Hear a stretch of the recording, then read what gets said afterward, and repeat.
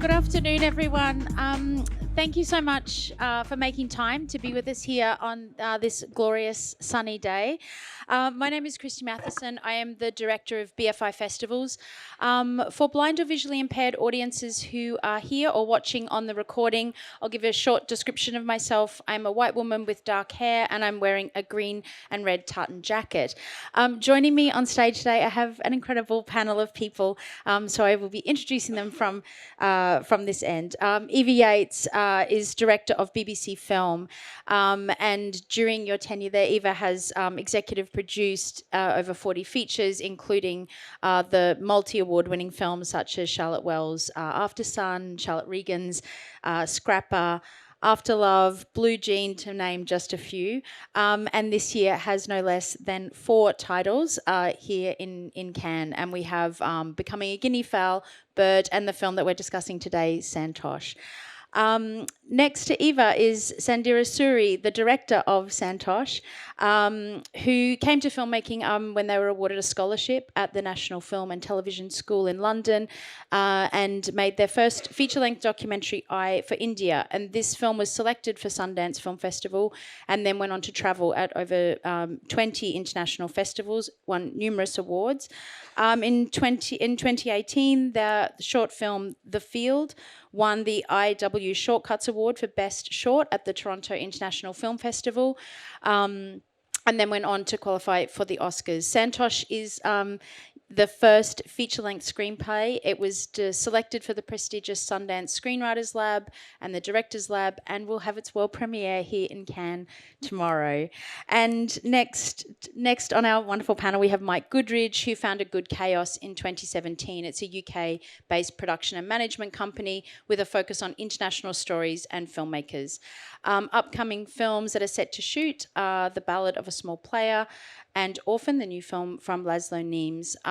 Recent successes, Some Rain Must Fall won the Special Jury Award at this year's Berlinale Encounters competition, and Sebastian, a wonderful film, it played in the World Dramatic Competition at Sundance this year as well.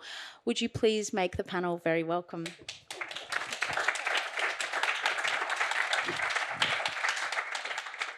So given that we're all discussing this incredible film before it has its premiere, we're going to steer away from getting into any plot spoilers for you all. And I think before we kind of kick off, the question I greedily would like to know is what it's like having a film that is selected for Cannes, and it offers such an incredible global platform for a film. And so I'd like to start with you, Sandhya. What is it like the moment that you are told you're in? Very, very, very, very satisfying. Yeah, very. I did do some fist pumps. I was with my daughter in the street. I did drop the shopping. She did a few big fist pumps as well. I think I actually screamed, and I think she was embarrassed. So I just, that's how it went down. And I mean, obviously, it takes a very long time, to make a film, and to know that this is where it's going to launch. I mean, is that like huge excitement followed by enormous nerves, or is it just the excitement just kind of keeps going? This project's been like had a really long gestation. It's been a very slow and steady project. So this sort of feels like, oh, good, after all that work, after all those slow, meticulous plodding, because there was a lot of plodding, apart from after we shot where it was racing through post-production, then it just felt really good and, right. And Mike, this is not the first film that you have brought to Cannes, but I'm sure the experience is really unique every time you do. So what does it mean for you as a producer to launch a film specifically here in Cannes? Well, it's the premier film festival in the world, obviously. I don't think you can deny that. And it's an extraordinary platform. I mean, the selection, I think they get 5,000 or 6,000 submissions every year. And everybody wants to be in Cannes. So to be selected is a huge honor. And of course, it's helpful for sales, it's helpful for press, it's helpful for other festivals because they're all here watching the films. So it's kind of the best one. And is it? I mean, it must be. For you as a producer, you're shepherding a film team through this insane maze that we're all in the middle of. And so, what is sort of as you are doing that as the producer, what is your kind of job to make sure that film team gets on that red carpet and has that experience? It's a bit of a nightmare, actually, I have to say, because once you get selected and after the fist pumps and everything, there's things like the date. What's our date? It's getting all the participants. I mean, and this film has a lot of people coming from India. We have a producer from India. Most of our cast and crew are from India. It's about, oh my God, how are we going to get them here? Who's going to pay for it? And I think the hardest thing right now is the tickets. And do not ask Mike for a ticket. You will not get one. Sorry, it's not me. I haven't got them. But yesterday I think my colleague James was tearing his hair out trying to get the allotments right. But well, it's a very good sign for a great house. And Eva, BBC Film has a really impressive track record with films here at Cannes. And apart from the individual successes of those films, what do you feel like it signals more broadly for UK films to be introduced in this particular market? I think it's. I think we used to come to Cannes 10 years ago, and it was hard to get the same kind of engagement from the European industry. The American industry was interested, but the European wasn't. I think I've had 3 or 4 meetings this week. The sort of combined excitement of Santosh and the other films that are here. I think people are talking about British cinema in a very, very different way and are feeling very excited about it. And I think that's quite an extraordinary thing, given how hard it's been to make films in recent years. But it feels very, very positive. And do you think that it allows, as been festival selectors across the world, but definitely for Cannes, given the recent successes, do you think it's sort of drawn a bit more of a curatorial spotlight on UK films? You feel like people are looking for them?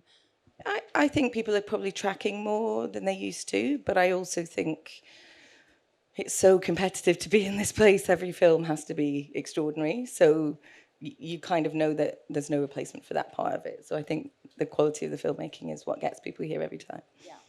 And Sandhya, this is your first feature-length fiction film, but you've obviously had enormous experience as a documentary and non-fiction filmmaker.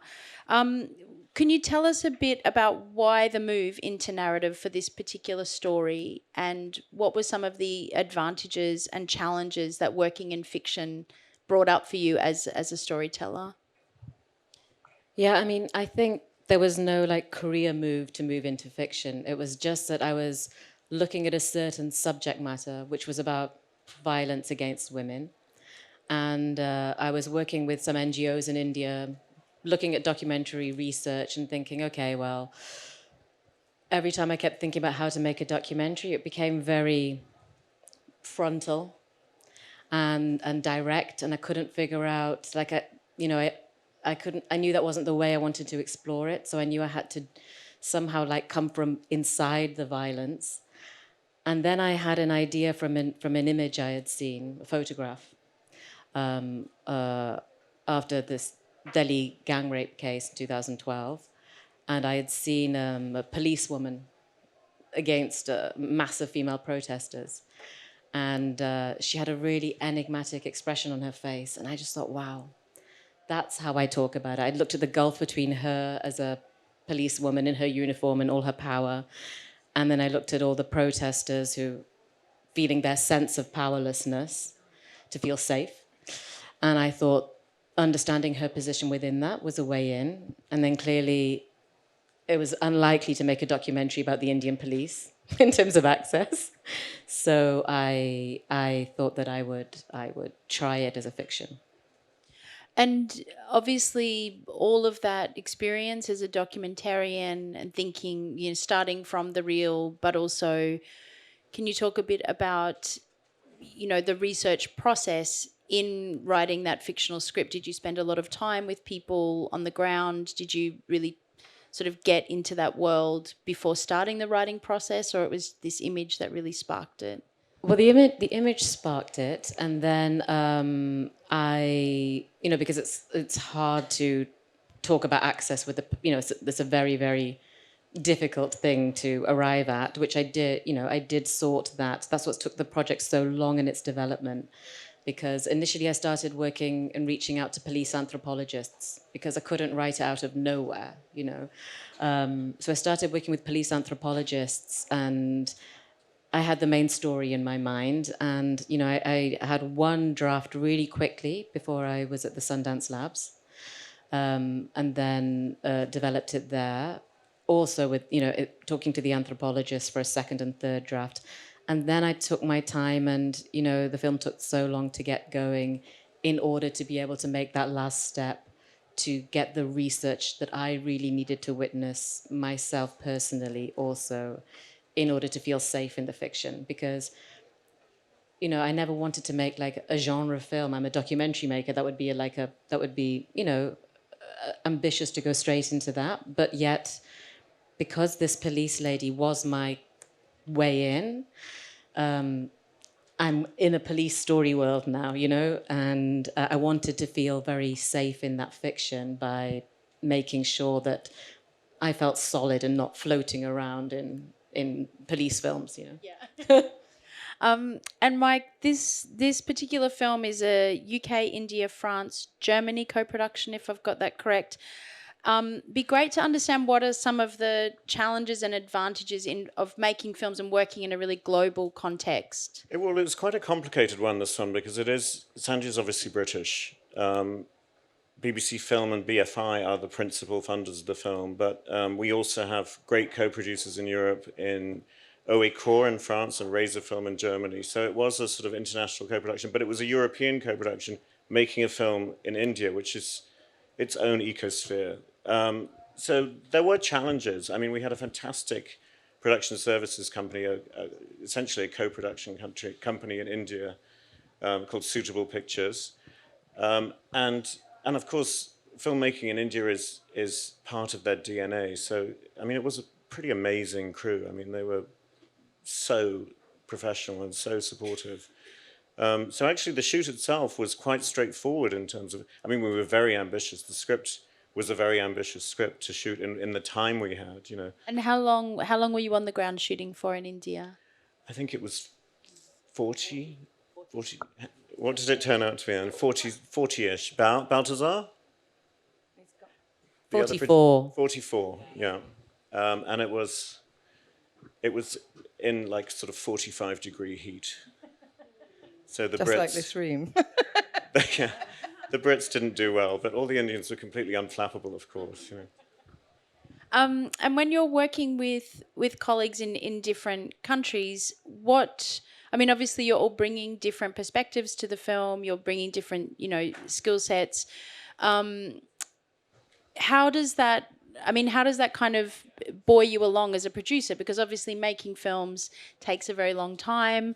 Does it feel, easier in a way to have other people who are sort of in the same boat as you, and you can kind of keep each other going on projects? Of course. I mean, we had 4 producers on this, 3 apart from me. James, who works with me in my company, Alan McAlix, who is the Indian producer, although he doesn't sound like it, does he? And Balthazar de Ganay, who was just at the back there, who's a French guy who lives in India, who'd worked with Sandhya before on her short film, The Field, and there he is. And knows India well, has shot in India a lot before, and is a brilliant manager of schedule and budget and locations, actually. So it was when you all have the same purpose, it was quite. It's quite straightforward, I think, or everybody comes together. It's the sort of language of filmmaking, I suppose, And Eva, BBC Film continues to bring us some of the most exciting voices in contemporary cinema. And I was wondering if you could talk us through how you and your team approach selecting films. Are you looking for particular things, or is it really the power of a script that pulls you into a film's orbit very early on? It really depends. We're often involved very early in projects, so quite often it's about identifying a filmmaker who's approached us, who we've seen or whatever. I mean, we met because it was announced that you were on the lab, and then I had to wait many years before I was allowed to read the script. But when I did, we really loved it, and we immediately offered to be involved in it because we were so excited by it. But it takes many forms, and our support takes many forms. So we tend to build projects on the basis of what they need, what they want from us.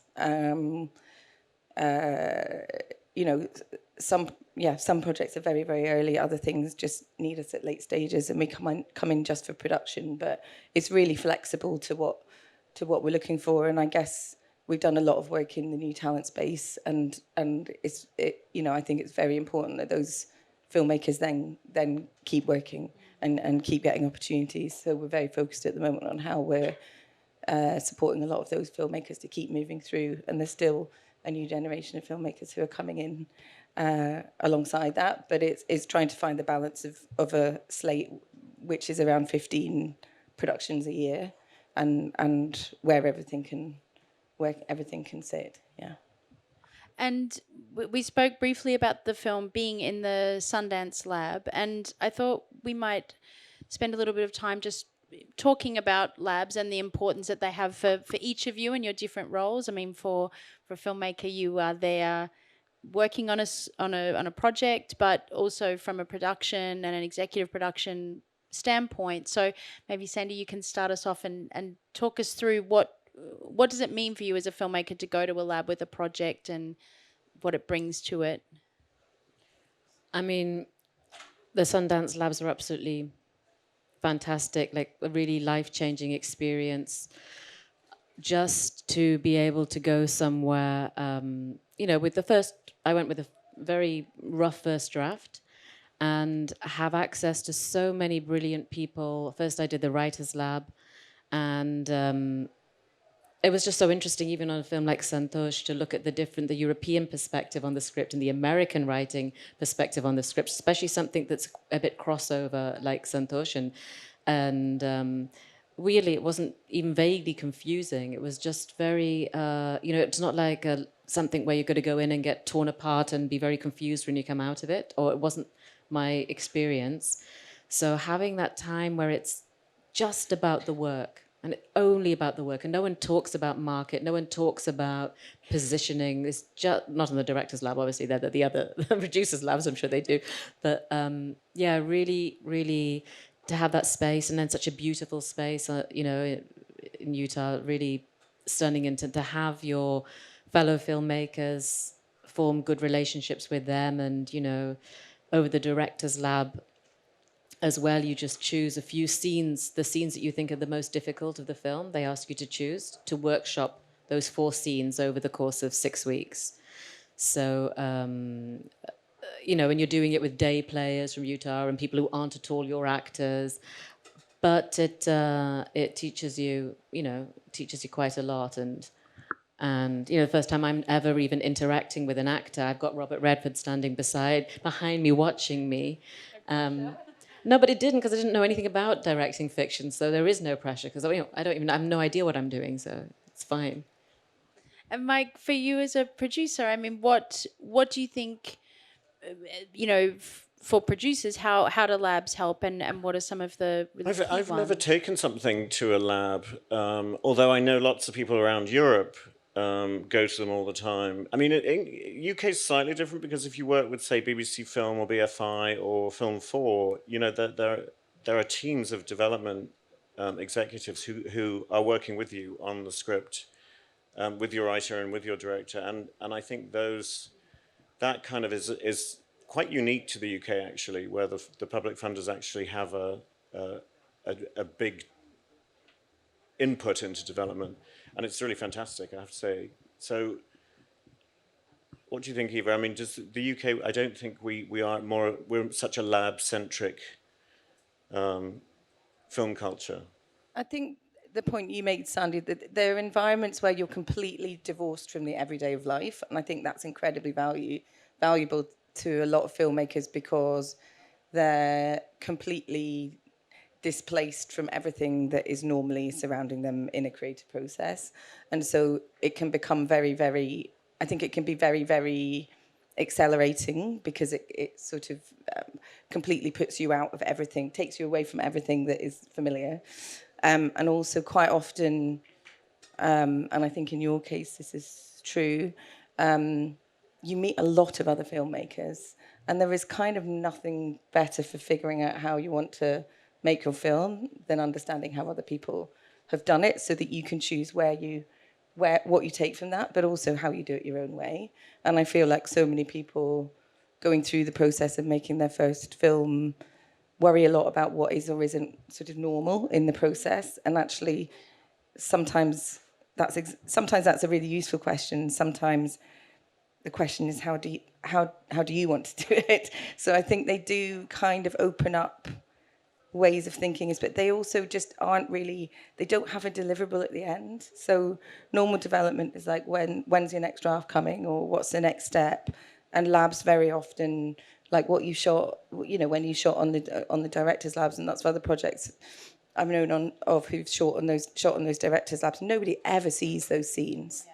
You can do whatever you want with them, and you can try whatever you want, and there is absolutely no. It's not the same as making a short film, because you can genuinely, in the way that some film schools offer that opportunity or whatever. It actually creates an environment where you can make mistakes in a really informative, positive way. So I think they're brilliant for that as well. And they continue their support as well. I've had mentors from the lab who've continued to check in with me. Oh, how's Santosh coming along, man? It's about time you got shooting. It has been ages. You went to the lab like ages ago. I think I'm the last film to shoot from much later than everybody. Some films came out 1 or 2 years after the lab. Some films were really quick to get going, and I'm the last of that batch of 6 or whatever who were the directors' labs. So they do check in, and they, and mentors. I've reached out to mentors, and they've, watched a cut, and that's really nice to know that support, still stays there. And what was it like working with actors on? I mean, it's a very ambitious film, and you have a lot of cast that you know in many scenes. But I mean, what was that experience like? Because it must be so different from nonfiction. And was there a pleasure in sort of learning this whole new skill or this new approach to making images? I think Robert Redford convinced me really early on that actors are just people, so not to worry about that. And actually, that wasn't at all what I found the hardest thing about making the fiction. No, I think actually casting I felt very comfortable in, and because I knew exactly what I needed, and my cast were brilliant and very easy to communicate with. So that part of it was actually, documentary makers are very with people all the time, and actors are people, and there's no weirdness about, it felt very natural that, the difference between, the sort of marathon, everyone kept saying to me, it's a marathon, not a sprint, it's a marathon, not a sprint. But I just felt like I sprinted the whole way through the 4 months of prep and the and production. And I think that, not the shock, but I think the big understanding for me is that the sort of slow, difficult burn that is documentary, where you're lonely and you're on your own and you've got no funding and you're trying to self-fund something in order to try to get it to a rough cut, to try to get financing, that's a different sort of pain. And then there's this, very intense, constant pressure. But, I also got off on it as well, so yeah. And Mike, as a producer, how do you, each film would be different, but given the length of time it takes to make a film, what is sort of for you your key piece of advice that you tell yourself to kind of get a filmmaker through? Shooting is one thing, post is another, those ebbs and flows. And how do you do that for filmmakers? Well, I suppose it's different stages, isn't it? It's such a mammoth process, from idea to development to financing, casting. Is it the right cast that can support the finance, that can raise the finance? That's this huge process before you even shoot the first frame. So I don't think of it as one thing. It's too intimidating. I think of it in stages, and we're developing projects all the time. And then the great thing is when you're on day one and you're on set and you're shooting, because it means nobody can stop you anymore, you know. And then, of course, that's hard, you know, but and then post is hard, and then, you know, finding distribution and marketing and, you know, the life of the film when it's out there. I mean, it's extraordinary to think it's going to be seen tomorrow by outside of the inner circle, you know. It's quite scary. Thanks, Mike. It's really terrifying. No, we have shown a few. That's how he gets filmmakers through the process. Yeah. We have shown a few people the film, and I think we're confident it's going to play well. And of course, that's another great thing about Cannes, is that it's an endorsement from the programming team here. You know, that they see something amazing in it too, which is great. You know, takes some of the nerves away, I think. Yeah. And Eva, for you, I mean, when you're sort of looking at projects and as they are going through, you know, their various processes, is there a particular part of the filmmaking process that you think, oh, this is the sweet spot? Or is it just so different for each film? Like some films fly through post and other films, they're jammed up on a shoot. But is there a sweet spot where you're like, oh, yeah, this filmmaker's in their zone and I know how to get them to that next step? Everyone has a slightly, you know, like Sandy's just talked about, everyone enjoys or is comfortable in a slightly different bit of it. And I think we're often aware as we're going into the process of making a film with someone where those differences might be. And I guess we try and work with producers to make sure that the framework that sits around it, around the making of the film, is aware of that too and gets it right. But I mean, I really love the sound mix, because sound makes so much difference, but also you sort of kind of know you've got there, and everyone's. I hate missing sound mixes because they make me. I love the edit. I really enjoy edits. I mean, watching you tomorrow on the red carpet, or sort of, you know, going into your screening and having that moment of being on stage is going to be extraordinary. But yeah, I mean, it's pretty. Yeah, it's not easy, but it's pretty good being, you know, making films, being part of films like these. Now we have a bit of time for audience questions, and I think we have a microphone in the space, or we're getting one. I'm very sort of. I wish we could talk about the film, but we will. There will be other opportunities where you will all get to hear about this incredible film. So, but yes, we have a question up the back. So. Hi, I'm William Grave, a drama director who delves occasionally into documentary. So, Sandhya, I hope I got your name correct.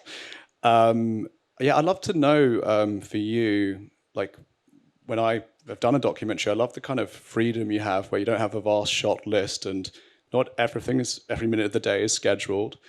Did you, when you in the process of making this film, did you find yourself keeping a bit of that freedom that you can have with documentary and obviously smaller crews as well? Or did you go completely dive deep into storyboarding? You got your 18 shots a day, you know, and every minute is scheduled. Did you keep some of that feeling that you kind of can create with documentary in terms of how you work as a documentary maker into creating fiction? I think it was hard to wrangle. I think Balthazar did quite a bit of wrangling of me in trying to pin things down in the schedule that kept moving around, which I kept getting told was not normal. But I found my freedoms in other, you know, shooting fiction is expensive. And what was really important to me, I used to be married to an editor as well, and I saw a lot of cuts of things, and what was really important to me was to make sure that I got through my script. And even if I shot a scene in one shot, I didn't want to start striking things out of the script on set, because it was a very ambitious first feature. It's a many scenes film. It's not boring or anything, it's really good, but there are many scenes, there were lots of things to shoot. I tried to keep the freedom. I tried to make sure that I kept that overview of what I needed, but to find the documentary freedom in other things. That documentary Bond, which was about casting quite a lot of non-actors in it, shooting in live locations, embracing any chaos that did happen or any mistakes or those things. That did give me most pleasure when, you know, things were happening. I would sometimes get slightly bored when it was really going, superly to plan. So, but India's just generally a little bit more alive to chaos anyhow. So it didn't feel overly structured. We had difficult days like shooting at the railway station where, I got many, many calls that day telling me we could not go over, you cannot go over, we cannot go back, you cannot go over, many, many times during that day. And didn't. We got out of there at midnight with everything we needed, So the structure and the discipline was actually, I was happy to work within that. And there's always something alive obviously in performance and directing actors. So you just find another way to keep things, not stiff, no. And I did no storyboarding apart from for some stunt sequences which didn't make the film anyway. So. Yeah, just here down the front. And no music as well. No music. No non-diegetic. Hi, I have a question for Mike. My name's Ashonier. I'm a producer. I just graduated from the National Film and Television School, and I have a film in La Senef in competition next week called Bunnyhood.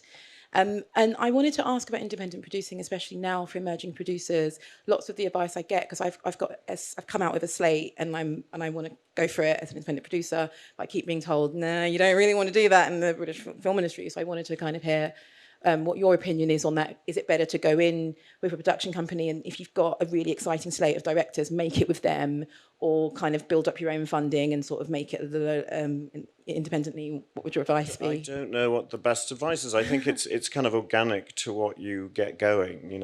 I'm lucky that I have a company at the moment that seems to be sustaining itself. Who knows in a year's time whether that will be true? It is a bit hair-raising being an independent producer, isn't it? Yeah, and that's why I have people I work with. It's great, But I think you just have to get one thing going, and that is the locomotive that will lead everything else. I don't think you need to overdevelop. Don't overdevelop, because that can be a trap. But really, push one thing forward, and once you have one thing started, then everybody will start to get to know you, and other things come from that. Congratulations to you both, by the way. Thank you. Do we have any other questions in the audience? Yep, just here. Thank you. Hi there, Sandhya. You mentioned casting, and that you just mentioned that you had some non-actors in the cast. Can you talk a bit more about the casting process and how you went about finding the right people for the roles and what that was like? Yeah, I mean, I think coming from documentary, I had some ideas about, well, the lead, she's going to be a non-actress. And, there were many conversations like, oh, that's like what she goes through in this script, like what she has to do. That's quite a lot on a non-actor's shoulder. And I had this sort of idea, well, we rarely see that in Indian cinema, like a lead non-child, non-actor. And yet, in other countries, these have gone on to take best acting prizes at Cannes even, and we can do it. And then in the casting process, having looked at actors and non-actors, and I was doing a few scenes in the casting process and thinking, okay, this is going to be difficult, and realizing quite early on that I wasn't going to do that for the lead, and then finding my great lead, Shahana Goswami, and realizing straight away that was her. So that was that sorted. Sherma, I always knew the other character was going to be an actor. I was interested in what the interplay between the two would be if one was a non-actor. But finally, they were both actors. But then to make everything feel really real for me, in Indian cinema there's so many non-actors used like facially. There's a lot of color of real faces now in so many things.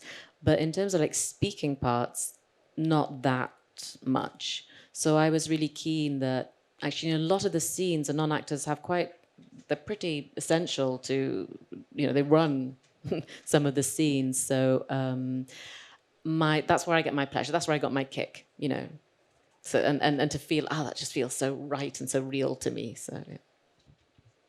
And what's that feeling like where you've spent a lot of time with the script, and then when you're in the casting and you meet you meet the person that lives on the page.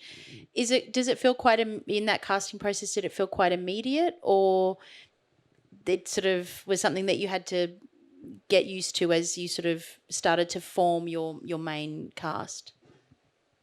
Well, I mean, for the other roles, because there were over 70 speaking parts, we were casting quite continuously. You know, and sometimes even some things during the shoot as well. So it was.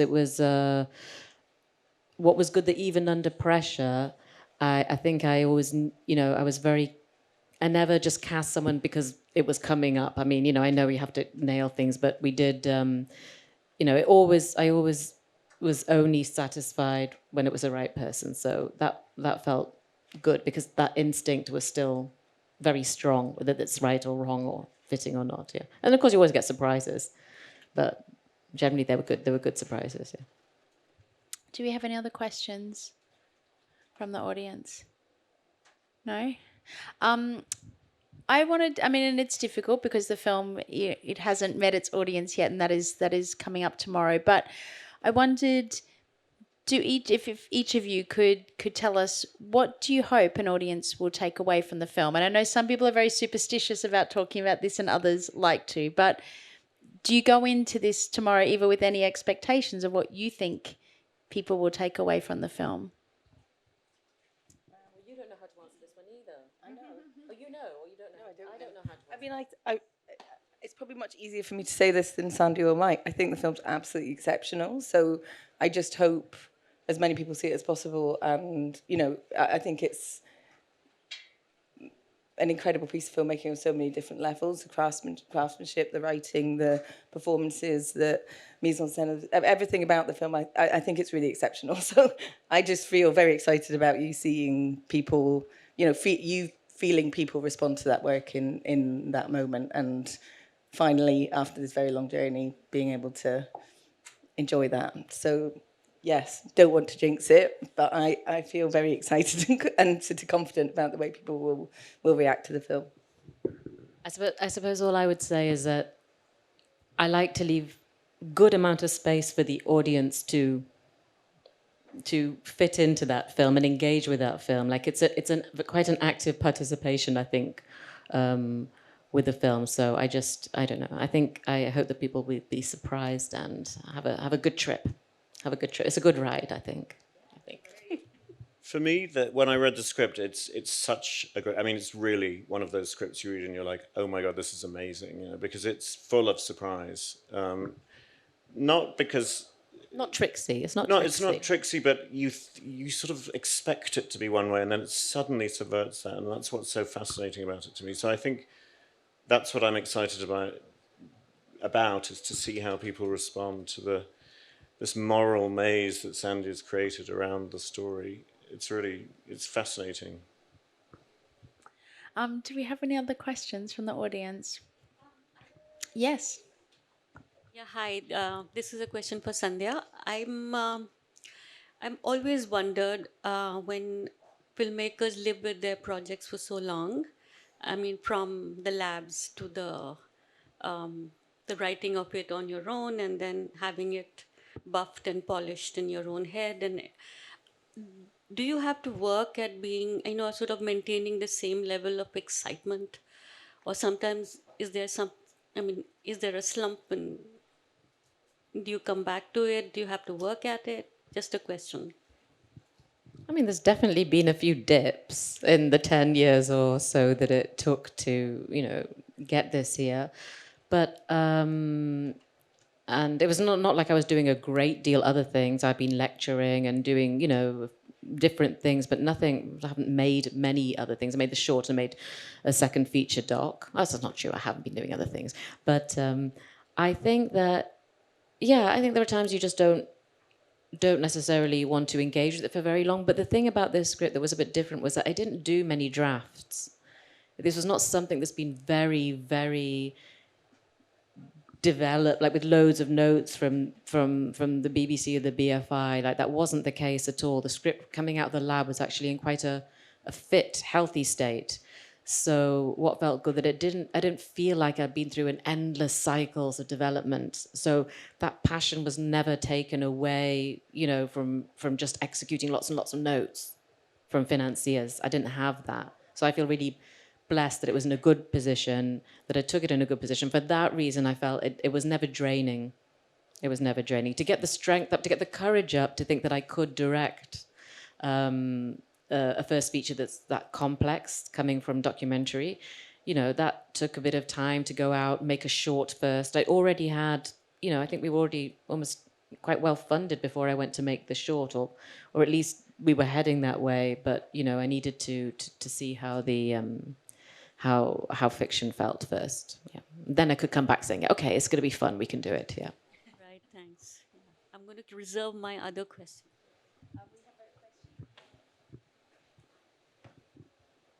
Hi, Sandhya. So a very long development, quite a long shoot. What was your post like? Would your editor do a cut while you were working on the shoot? What was your process like? Well, we came back from the shoot November, beginning of November. I think we started beginning of November. So he had been working on. We decided that he should work parallel to do an assembly while I was on the shoot. For me, that was important because it was my first film. And I just really wanted to be, there's no going back easily to India to reshoot. So I just wanted to know that I'd got the scenes. And actually, that was really. There were two scenes that I did reshoot during the shoot once I'd watched his assemblies of them, because I just wasn't convinced. I would discuss things with him, not all the time, because he was very busy, and obviously I'm very busy, but there was a couple of things, and I'm really glad, because those reshoots that we did, thanks to the assembly, I'm now happy with those scenes. So I think that was great. We had one set of the rushes, so Mark's takes were subtitled, so he was working with that. My editor's incredibly gifted linguistically, so somehow he managed to seem to be speaking Hindi by the end of the edit. He's a French guy, but yeah, he managed incredibly well. And then we sat together on it. I watched. I came back and I said, I don't think I can watch the assembly straight away because I think I might hate it. So do you mind if we just start working on a few scenes from the top, so me and you can form a relationship and work together, and you know what I want and I understand you a bit better. And then maybe midway through that process, when we're a bit more comfortable with one another, we can watch the assembly together, because I don't want to watch the assembly and go, I hate that. When I don't know you. So that was good. And by the time we were working, quite micro, and then I said, I think we need to look at we need to zoom out now. We've got through the first third of the film. We need to zoom out now and look a bit bigger, understand, if all these scenes are staying, and understand the big picture. And then yeah, we did that. I love the edit though. I love the edit so much. I love the edit too much. I love the edit so much that my editor had to give me a separate mouse. Also, because when he went to the loo, I would continue editing, because we felt we were just a bit under pressure to try to get to our first. We were late on lots of things, weren't we? We were late on every single screening, almost, or just at the limit to make our screenings with our execs. So yeah, I love that part of the film. But Eva, would you also like a mouse if you love the edit? It feels like everyone on this panel wants to like. I love seeing how it's evolving. I have absolutely, I'm not a filmmaker in any way, but it's just very exciting to see the evolution of that process. It's really, and also just how transformative that. I mean, I think a lot of people really underestimate what's possible in that process, and it's a really fun mix of the way people resolve things in really practical, intellectual, there's a lot of innovation in that as a discipline. So I just find it a very interesting bit of it. But no, absolutely keep your mouse.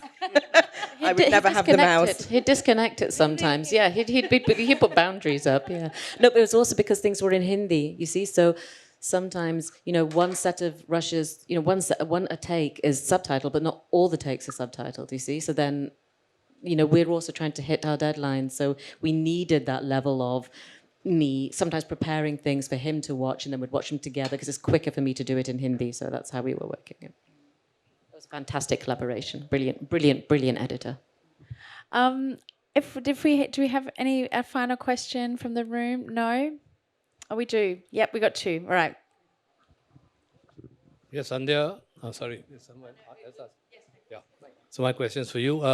Shooting in India couldn't have been easy logistically. So how did you go about finding the locations where you could actually pull off all the like complex scenes that you do? We were talking about the railway platform sequences. So would you?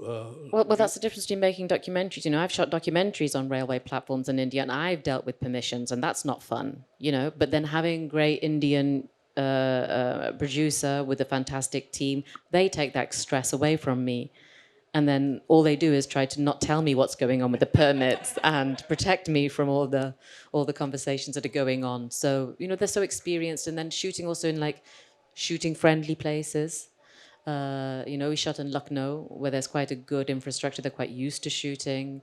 The trick sometimes now in India is to find a place where it's not overshot. So we found some places where the locations hadn't been used before, and that's the real tough journey because there's just so much shooting.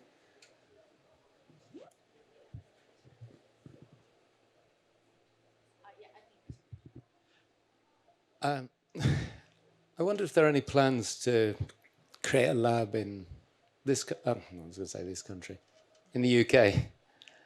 Because it seems to be a very good development situation.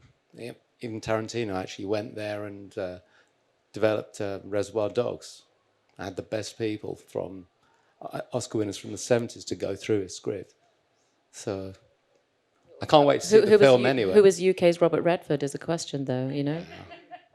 That's that. You need a visionary like that. So I don't know who they are. True. One final question here. Hello. I just have a quick question for Sandhya about the process of writing and how it was as an Indian who's based in the UK, trying to approach writing Indian sensibility as someone who's connected but not exactly an insider. If you had difficulty or how it was. Yeah, it's a very good question because obviously it's something that's always on my mind when making a film in India. But I think as I spend a lot of time in India and always have, so it's not like a distant, blood thing that I'm revisiting now to make a whole feature. It's, somewhere I am. I spend a lot of time, time in childhood also. But I think that there's an extra rigor that you have as somebody not living in India, where you want to make sure that what you're writing is just, and I just think it makes it gives me more sort of rigor about what I'm saying, how I'm saying it, and then there's always some sort of level of retranslation for me. So the dialogues, I'm writing them in Hindi in my brain, but there are things that aren't quite perfect about my Hindi. So then I'm taking that Hindi and I'm putting it into an English I'm writing it in English, but knowing that I'll retranslate it back to Hindi with someone then to help perfect that Hindi. But the idea of the Hindi is already there in the English dialogues that I'm writing. Do you see what I mean? How people talk and how sentences might, turns of phrase and things like that. So that's how I work. The film is really incredible, and I can't wait for everyone to see this film. It's a really extraordinary piece of cinema that you have all given us, and I'm sure that when audiences see this film, they will be completely blown away. So would you please join me in an enormous thanks to this incredible panel?